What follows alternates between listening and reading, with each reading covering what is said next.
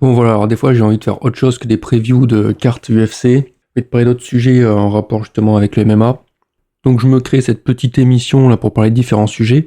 J'appelle ça le Zinc, mais alors j'espère que personne d'autre n'a déjà pris ce nom parce que ça me ferait, voilà, j'ai la flemme de chercher un autre nom, je trouvais ça comme ça, voilà, je trouvais ça bien. C'est Carlito Johnson pour le radar de l'UFC. Donc au programme, ce dont j'aurais aimé parler depuis quelques temps déjà, donc des sujets qui sont un peu à la bourre. Bon, on va commencer par un truc vraiment d'actualité, hein. C'est juste un petit récap des prélims là, du week-end dernier, du Road to UFC, les quarts de finale qui sont déroulés il n'y a pas longtemps. Revenir un peu sur les combattants qui ont été exclus de l'UFC au mois de mai, et puis un petit sujet sur la GFL, ce que j'en pense. Je sais pas comment, où est-ce que je vais poster. Je vais essayer de poster ça en vidéo sur YouTube, voir si je peux le poster en tant que podcast. En fait, je sais pas comment je vais faire, je vais essayer de me débrouiller. Donc voilà, dites-moi ce que vous en pensez. Dites-moi surtout si vous n'êtes pas d'accord, pourquoi vous n'êtes pas d'accord, sur quel point. Alors petit retour du coup sur les prélims de ce week-end. Cette carte Blanchfield contre Barber avec un préliminaire, ça a commencé direct avec la bagarre. C'était Ryan Dos Santos contre Alice Ardeline. Bizarre, mais alors quasiment aucun kick de tout le combat. Quelques rares, très rares leg kicks, mais sinon c'était que de l'anglaise. Très peu de phases de grappling de sol. En fait, Ardeline a fait vraiment valoir son anglaise. Ryan Dos Santos qui commençait bien, mais vite à court de solutions, et Ardeline qui jouait très bien debout, avec des attaques dans l'axe, une très bonne responsabilité défensive vraiment sur les 3 rounds.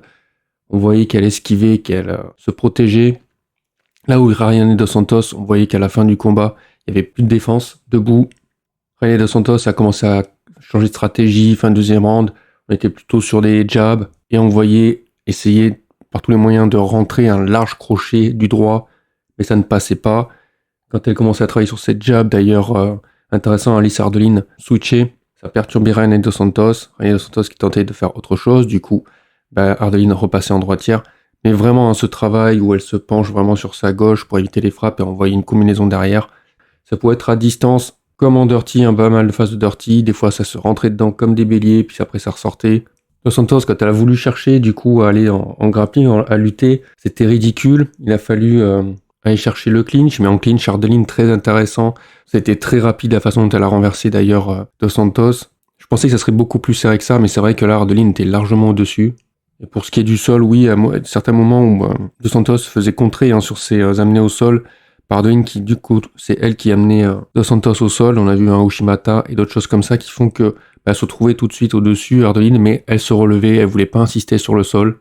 Elle voulait que le combat se passe debout. Je sais pas si c'est lié à sa déclaration après le combat où elle a dit qu'elle voulait assurer un peu plus le spectacle et pas faire un combat chiant. Bon là on était à l'Apex, c'est pas un spectacle, personne n'allait la huer quoi que ce soit sur des phases de sol.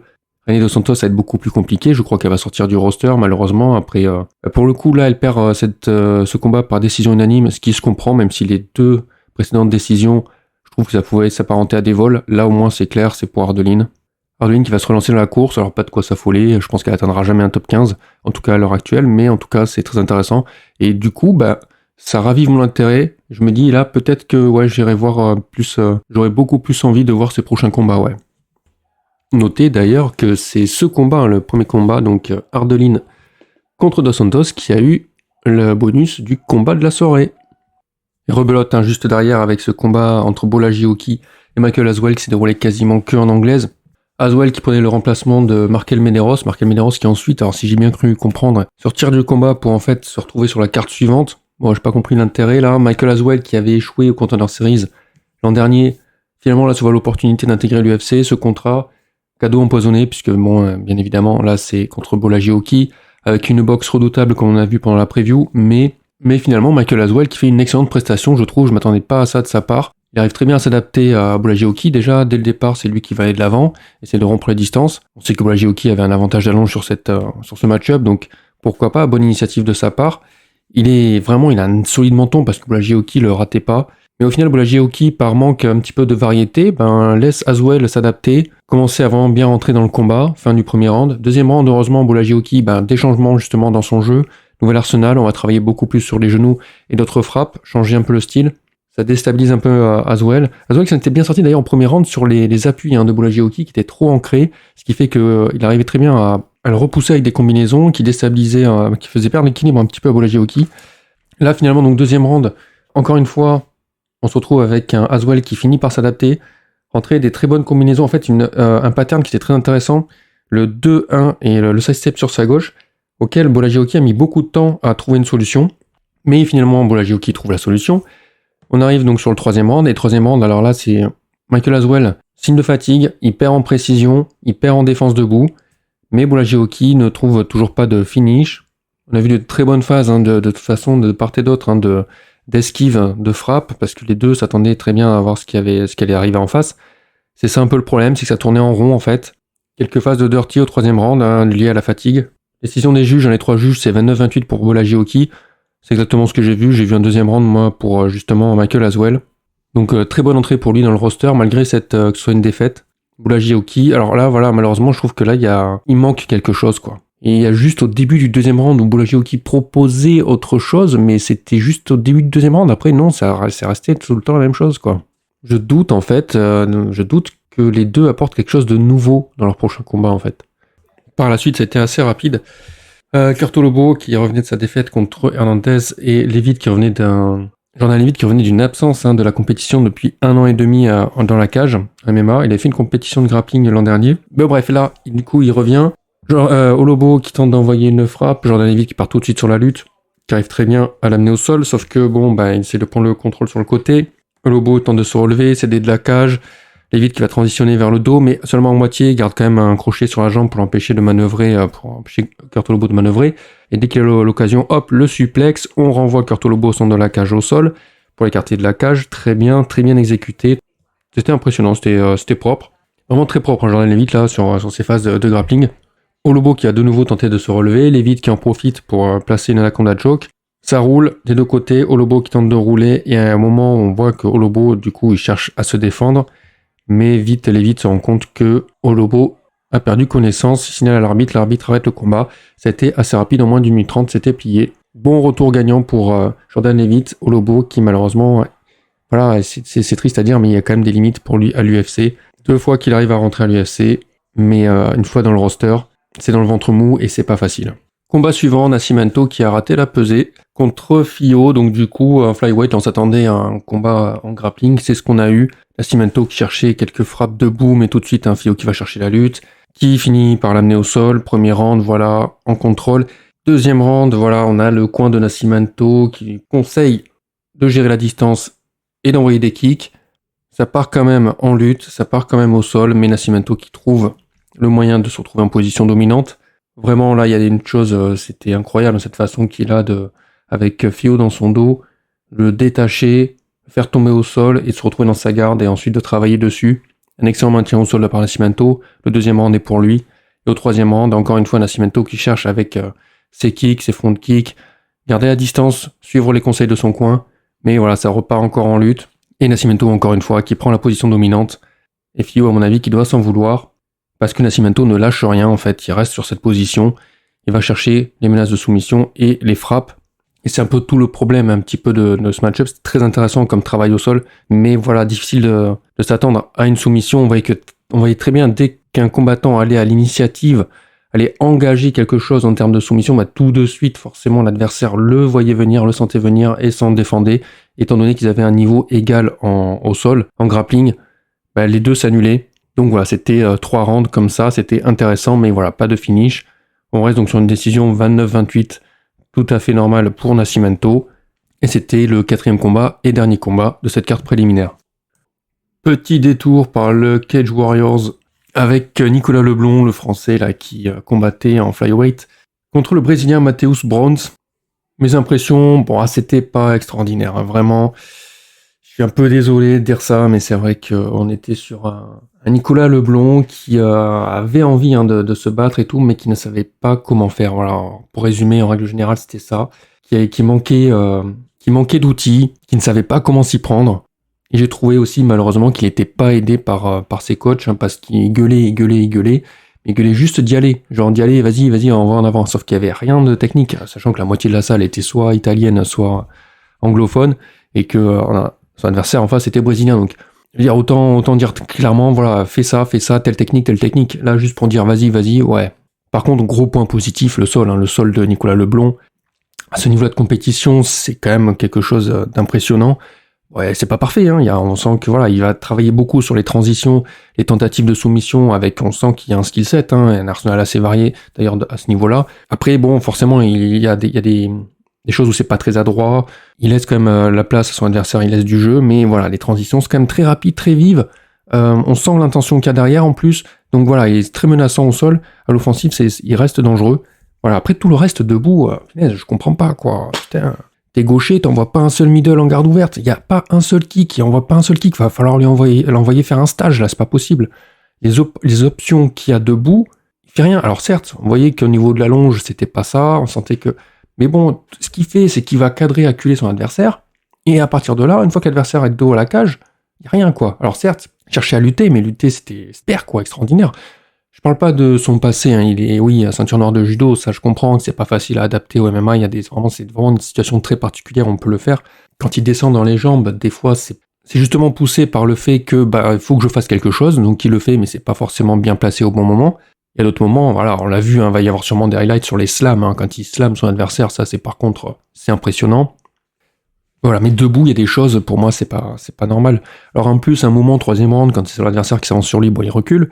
À son coin, il dit non, tu recules pas. Et d'ailleurs, c'est ça que je comprends pas, c'est que techniquement, il doit faire un bounce back in. Je veux bien qu'il recule une fois, franchement, il fait un bounce back qui est propre, hein. Là, c'est sûr, tac, tac, il esquive certaines frappes comme ça, c'est très bien. Mais une fois, deux fois, pour surprendre l'adversaire, tu fais un bounce back, hop, bounce in derrière, tu reviens tout de suite. Et là, à mon avis, Mateusz Brands, il serait surpris. Il y a plein de choses comme ça à travailler. Oui, là, il remporte sa 12e victoire en MMA. Voilà, c'était moyen. Debout, c'est pas encore pour moi un très bon niveau. Alors il est réputé pour avoir un KO power, ce genre de choses, mais voilà, là en tout cas, il manquait gravement d'options et pas aidé par ses coachs malheureusement. Le NR Fight, hein, la team de Nicolas Renier, que certains connaissent. Voilà, là j'étais déçu. Après, parce que forcément en tant que Français, quand on parle des Français, vous le savez, on est toujours très exigeant, on attend toujours l'excellence. Mais je continuerai bien sûr de suivre sa carrière. Alors petit retour sur ce Road to UFC 2025, la saison 4 là, qui avait commencé donc avec les quarts de finale il y a quelques semaines. C'était très intéressant, beaucoup plus intéressant que ce que je croyais. Il y a toujours cette question qui restait, qui demeurait sur la qualité des combattants recrutés à travers cette compétition comparée à d'autres compétitions comme le Contender Series. Parce que effectivement l'UFC en plus se targue d'avoir plus de la moitié de ses combattants qui viennent des Contender Series. Même là déjà à l'heure actuelle on entend beaucoup parler de cette saison qui va arriver on va dire octobre des Contender Series de cette année. Déjà, on commence déjà à en entendre parler, quels sont les combattants qu'il va y avoir, comment va être la compétition. Et c'est vrai que le Road to UFC passe un peu en second plan. Mais je trouve que c'était très intéressant déjà l'an dernier, là ça continue. On voit qu'au niveau forcément de la moyenne, étant donné le nombre de combattants recrutés avec les Contender Series, il y a quand même la moitié qui sont quand même qu'on peut reprocher au Road to UFC. On peut le reprocher aussi à la moitié des combattants Contender Series qui sont certes dans le roster, mais qui n'ont pas forcément grand-chose à apporter. Il y en a certains qui s'en sortent très bien, bien sûr, mais ça vaut aussi pour le Road to UFC. Je pense que le niveau, on va pas forcément avoir à faire des comparaisons entre telle ou telle compétition. Je pense que c'est très intéressant, surtout que c'est pas forcément la même façon de procéder.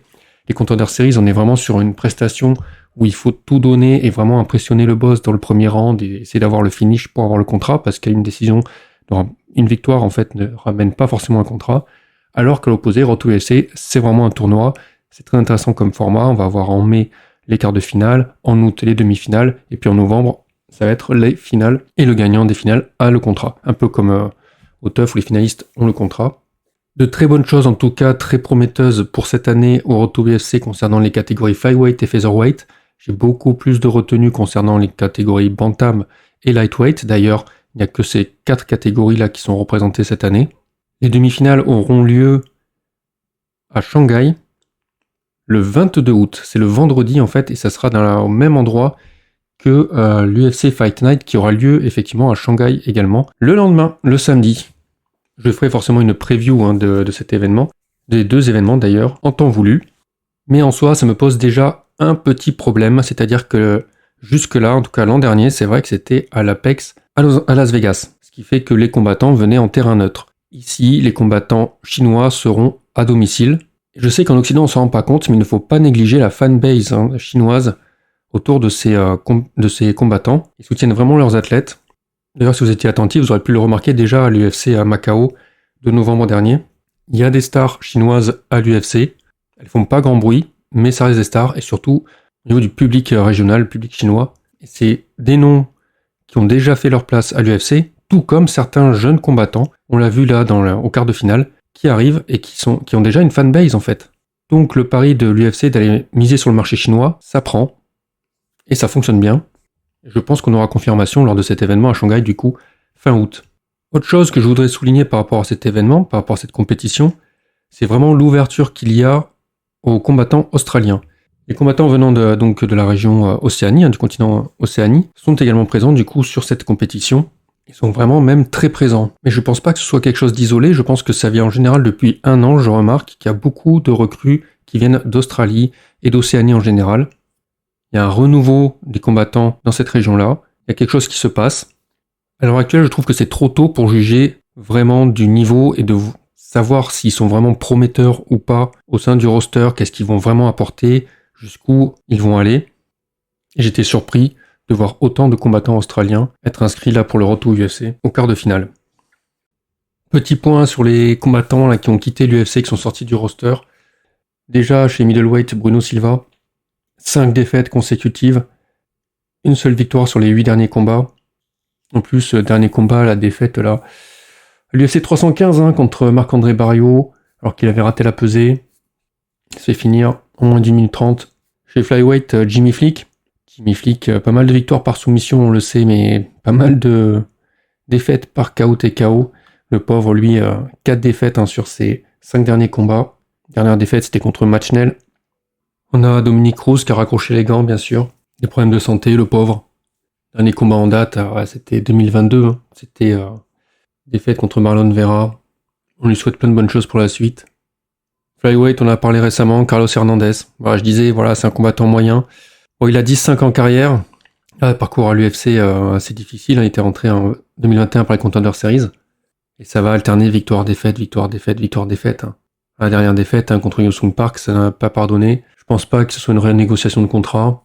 Je pense que l'UFC, disons qu'il y a rien de phénoménal chez lui, quoi. Donc rien de spectaculaire. Gabriel Miranda, bien sûr, cette défaite contre Benoît Saint-Denis. Il revient, certes, avec une victoire sur Shen Yong, mais après, bon, voilà, encore une défaite contre Morgan Charrière. Le combat contre Jamal Emmers, voilà, était pas là. C'était très mauvais.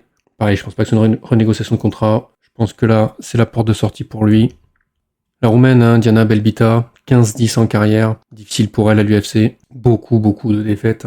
6 défaites pour seulement 2 victoires à l'UFC. Elle a enchaîné un loose strike de 3. Voilà. Kowalkiewicz, McCann, Barbosa, ça pardonne pas pour la porte de sortie. Song Choi, 11-8 en carrière, que dire. Là c'est pareil, on est sur 5 défaites sur les 6 derniers combats. Valeros l'a achevé, on renouvelle la KT. La pauvre Estela Nunes, vous savez que je l'apprécie beaucoup, j'apprécie l'avoir dans la cage, elle est très combative.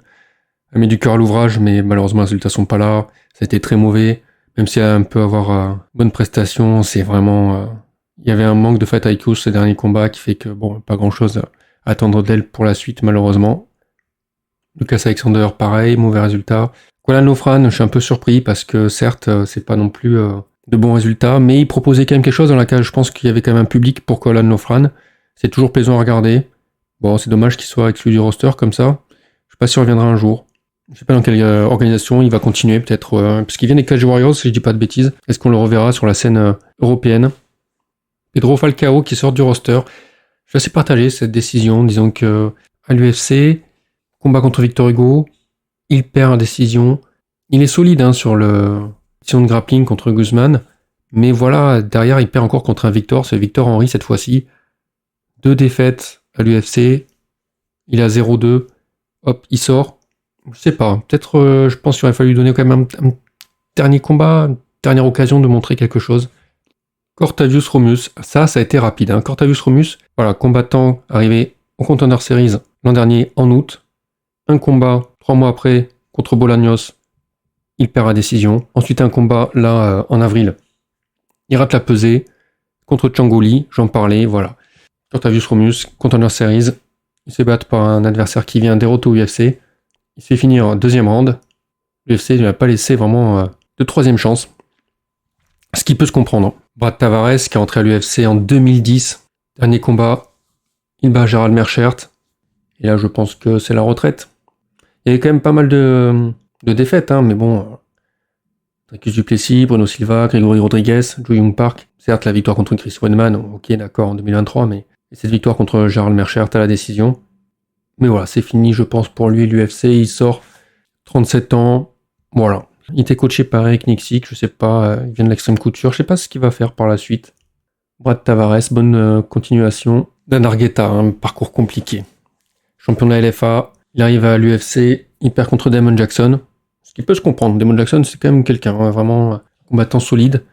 Une victoire derrière contre Nick Aguirre, mais par contre derrière ça va être 2 défaites. Jan Matsumoto et encore un Cody Haddon, une recrue de Contender Series qui va retirer les combattants qui étaient déjà dans le roster et prendre leur place.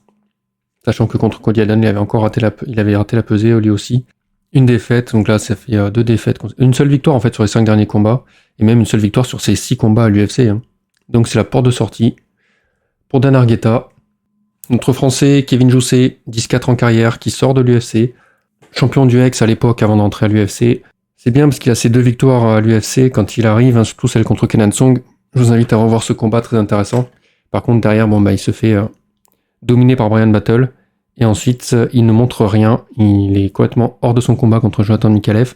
Je suis assez triste que l'UFC ne renouvelle pas son contrat après juste cette défaite contre Jonathan Mikalev. Parce que on est encore une fois sur ce même schéma. Mikalev qui vient des dernières Contender Series et qui va prendre la place d'un combattant qui est déjà à l'UFC. Je trouve ça un peu dur. J'aurais aimé qu'il lui laisse encore une chance à Kevin Jousset. Je pense qu'il fait aussi partie des combattants. Alors d'un côté, je pense qu'il a envie il se fait annoncer en France, envie d'aller trouver un club en France, une team en France, et de rester sur le territoire de la métropole, lui qui vient de Bordeaux. Et en même temps, j'attends d'avoir plus d'informations du côté de Kevin Jousset, voir ce qu'il va faire par la suite, où est-ce qu'il va aller, dans quelle organisation, dans quelle équipe. Marina Rodriguez, qui a fait un excellent parcours à l'UFC, rien à dire depuis 2018. Il y avait certes cette défaite contre Carla Esparza, mais c'était en 2020, on peut comprendre. Et les noms qu'elle a battus, on parle de Tessia Pennington, on parle d'Amanda Ribas, on parle de Michelle Waterson-Gomez, Mackenzie Dern, Yang Xiaonan, elle les a battus. Mais voilà, le problème c'est que là, elle a trop de défaites récemment. Depuis 2022, c'est plus possible pour elle. Défaite contre Amanda Lemos, excellente combattante. Virna Jandiroba, excellente combattante, mais il y a un plafond. Donc le top 5, c'est pas pour elle. Et après, c'est Jessica Andrade, Yasmin Lucindo, Gillian Robertson, d'excellentes combattantes. Mais à un moment, Marina Rodriguez, elle sort du roster UFC, 38 ans, la retraite. Ivana Petrovic, seulement 7-3 en carrière, 10 combats, 30 ans, combattait chez les flyweight, mais ça s'est pas bien passé à l'UFC. Seulement 1 victoire sur 4 combats. Défaite contre Luana Carolina, c'est bon, Luana Carolina. Défaite contre Jamlyn Hort, et puis après, surtout la dernière défaite. Dernière défaite contre Juliana Miller, là, c'est sûr que ça passe pas. Dernier combattant de la liste sont sortis du roster ce mois-ci. Dantel Meyes. Mais oui, la fameuse catégorie poids lourd. Dantel Meyes à l'UFC depuis 2019. Son premier combat officiel à l'UFC, c'était contre Cyril Gane, contre qui il a perdu quelques rares victoires. C'est vraiment pas des grands noms, des grands noms. Andrei Arlovski, qui était un peu sur le déclin déjà en 2023. Et sinon, Caio Machado, mais voilà. Ça ne passe plus. Défaite contre Shamil Gaziev, défaite contre Walter Walker, et cette défaite contre Thomas Peterson. 3 défaites consécutives, dont Meyes qui sort. Je comprends qu'il sorte du roster. Je pense que à l'inverse, un Rozenstruik, moi j'aurais compris qu'il reste dans le roster parce qu'il y a quand même quelque chose, un danger qu'il peut représenter par rapport à certains combattants. Je pense qu'il avait sa place dans le top 15, il a pu être très bien un bon gatekeeper du top 15, un Rozenstruik. Mais c'est vrai que Dantel Meyes c'est un peu plus compliqué là. C'est vrai que des combattants que j'appréciais voir dans la cage, même si c'est un peu... Là, c'est vrai qu'Istela Nunes, au bout d'un moment, ça, j'ai compris, c'est bon. Pareil, Gabriel Miranda, au bout d'un moment, n'y croit plus. Lucas Alexander, c'est moyen, c'est-à-dire que je comprendrais, moi, qu'il soit resté à l'UFC. Je sais pas trop ce qu'il va faire par la suite. Mais là où je suis plus curieux, c'est quoi la Nofran. Toujours un plaisir à regarder. Kevin Jousset, il me tarde de le revoir dans la cage, de voir ce qu'il va donner par la suite. Il y a des choses encore à voir de ce côté-là. On va voir quel parcours ils font à l'extérieur de l'UFC. Est-ce qu'ils vont y revenir un jour? On verra. Allez, parlons peu, parlons mal, parlons GFL. La GFL, effectivement, il y a 6 mois, quelque chose comme ça a été annoncé. Donc cette organisation, création de cette organisation, avec pour but, je le rappelle, avoir d'anciens combattants de MMA qui allaient revenir pour faire un tournoi annuel Ça a fait marrer beaucoup de chroniqueurs MMA sur beaucoup de podcasts, donc du coup c'était parti sur de la rigolade. J'étais un peu frustré, j'espérais quand même avoir des informations un peu plus sérieuses. Moi j'y connais rien, je sais pas qui organise ça, qui finance tout ça, donc effectivement si c'est un type qui juste avant ça il a inventé la scie à couper le beurre, je me dis oui c'est pas un génie, oui ça part mal, on peut se marrer. Donc ça rigolait effectivement quand on regarde le roster, beaucoup de combattants assez âgés, mais pas que, effectivement la moyenne d'âge est assez élevée. Mais il n'y a pas que ça, donc je me suis dit, bon, bah, ça serait bien de voir un petit peu concrètement si ces combattants, effectivement, le tournoi se passe, qu'est-ce que ça pourrait donner. L'argument étant, effectivement, quand on parle de combattants déjà connus, bah, d'avoir un public un peu nostalgique, de revoir ces combattants dans la cage. Mais à part, effectivement, peut-être Jarod sur Tatami Connexion, un autre podcast du coup de MMA qui s'était un peu fait l'avocat du diable sur certains points. Les autres, c'était juste pour se marrer, pour se foutre de la gueule de l'organisation. Et je trouve ça bien dommage parce que j'aurais aimé, moi, avant de pouvoir en rigoler, savoir de quoi il retournait se dérouler dans le temps si ça se mettait en place. Parce qu'effectivement, dans l'expression d'anciens noms qui vont combattre dans un tournoi, c'est pas le mot ancien, moi, qui m'a intéressé, c'est le reste. Surtout le mot nom, en fait. Qu'est-ce que quand on dit des noms, en fait, connus dans le milieu, dans le MMA, des combattants connus, ben pour moi, c'est intéressant, ça. C'est intéressant parce que d'un côté, on a des combattants qui ont déjà fait leurs preuves, qui vont se lancer dans un tournoi, avec qui c'est, j'espère, ce sera pas une ceinture ou quoi à la clé, mais une coupe, par exemple, une coupe, la coupe de la GFL 2025, la coupe de la GFL 2026, dans telle catégorie, ça peut être intéressant. Pour lancer les hostilités la première année, je comprends qu'il faille un petit peu attirer l'œil du public en parlant de noms qui parlent un peu au plus grand nombre, et qui va donner, dès le départ, dès la première année, à la coupe de la GFL, un certain prestige, entaché peut-être par l'âge des combattants, mais à mon avis, c'est pas forcément garanti que le vainqueur soit le plus âgé. Il se peut que ça serve juste de faire valoir. C'est triste, je le reconnais, mais il se peut que ça se passe comme ça en fait, si on se projette. Et qui dit que l'année suivante, 2026, même plus tard, on se projette, 2027 ou dans 5 ans, si l'organisation persiste, se retrouver avec des combattants qui ne sont pas forcément des légendes d'il y a 10 ans dans le MMA, mais des noms déjà installés quand même, qui ont déjà fait leurs preuves dans différentes organisations.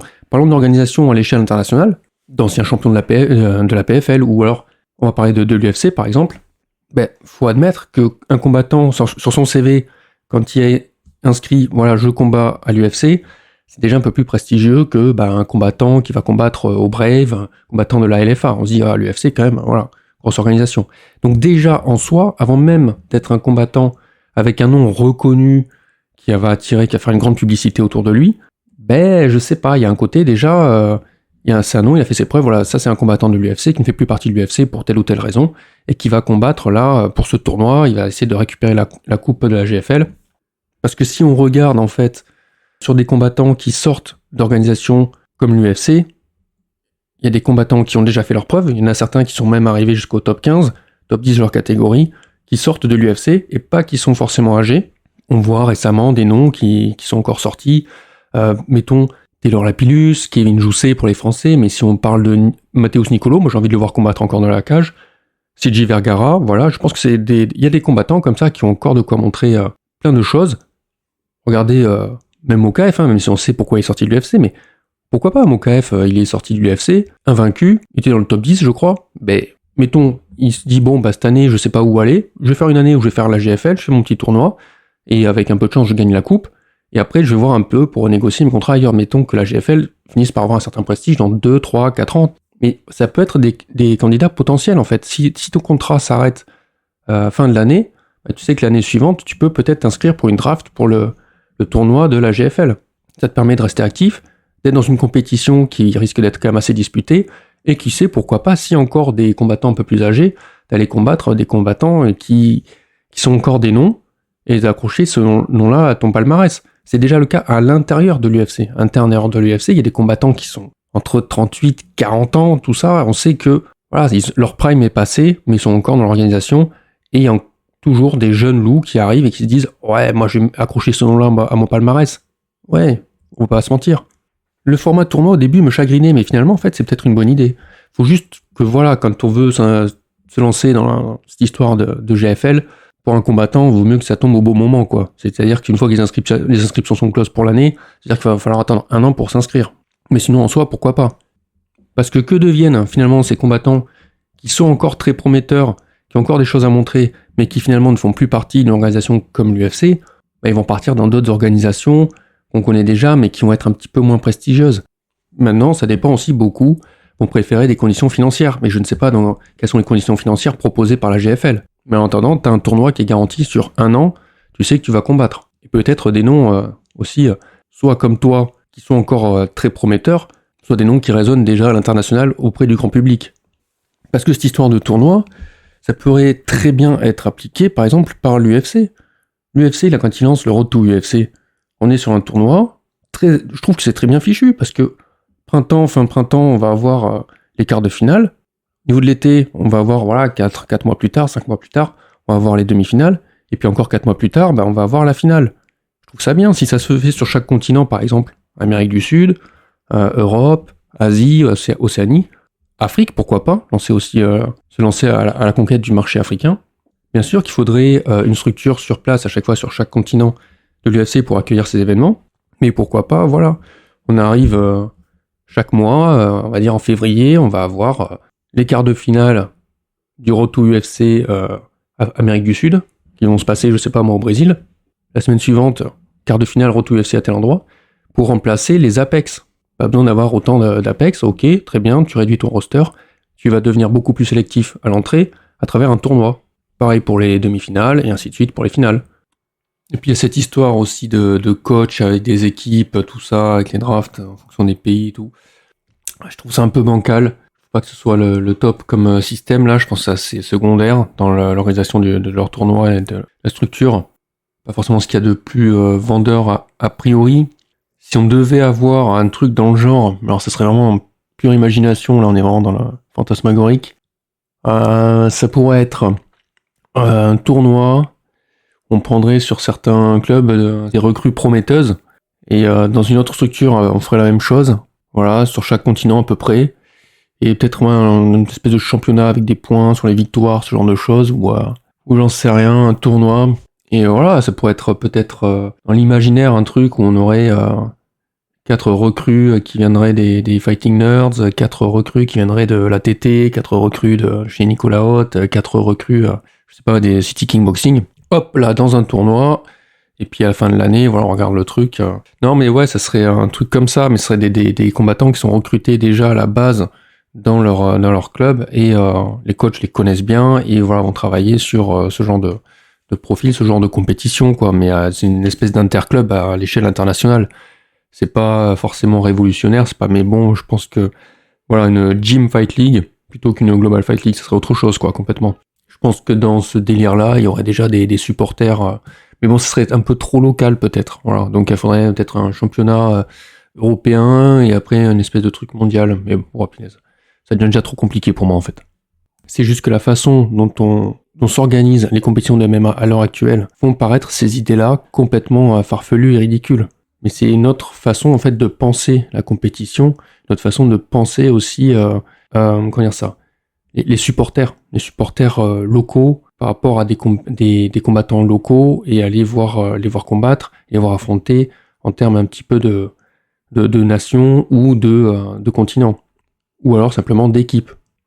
Bien sûr, je pense que c'est pas le cas et que ça se passera jamais, parce que c'est pas comme ça que ça fonctionne en fait, les équipes en termes de MMA, de préparation de combattants. Donc bien sûr, on n'en est pas là, puisque la GFL, effectivement, ils se prennent les pieds dans le tapis, quoi. Ils veulent mettre les petits plats dans les grands, et ils se retrouvent dans des situations où ça les dépasse. Des grands événements comme ça se lance pas comme ça. Je pense que voilà, ils ont eu des difficultés déjà, les premiers shows avec des introductions difficiles, des drafts difficiles. Il y a eu pas mal de couacs. Ensuite, les événements sont annulés, les premiers événements. Donc effectivement, savoir où est-ce que ça va aller, ça n'a pas l'air de tenir debout, d'être très solide. Et ça a étonné beaucoup de gens de voir que Dana White n'allait pas les enfoncer et reconnaissait que c'était difficile de lancer une organisation, que les balbutiements c'est toujours des moments très difficiles, et qu'il leur souhaitait bonne chance pour la suite. Donc voilà, je pense que la GFL, c'est pas un concept à jeter d'office. Je pense qu'il faut pas s'arrêter juste à l'âge moyen des combattants. Je pense que c'est juste un argument pour faire venir des spectateurs sur la première année. Disons que je comprends un petit peu le concept, je comprends un peu l'idée qu'il y a derrière. Je voulais finir là-dessus, mais en fait, petit ajout, j'ai remarqué que Joussé avait posté sur sa chaîne YouTube une vidéo où il expliquait un peu tout ce qui s'était passé là récemment. Donc très intéressant, je vous invite à aller regarder. Donc la chaîne c'est Kevin R. Joussé. Pour résumer par rapport à ce que j'ai dit, il explique bien pourquoi Michael, ça s'est passé comme ça le combat. En fait, il était prévenu, presque, en fait, il était hors de shape, il était pas prêt, on a prévenu 3 semaines et demie à l'avance. Donc voilà, c'était compliqué pour lui pour se préparer. Et concernant la suite pour lui, il explique justement qu'il cherche encore quelle piste pour quelle organisation rejoindre. Sur ce, j'espère que vous avez apprécié ce podcast.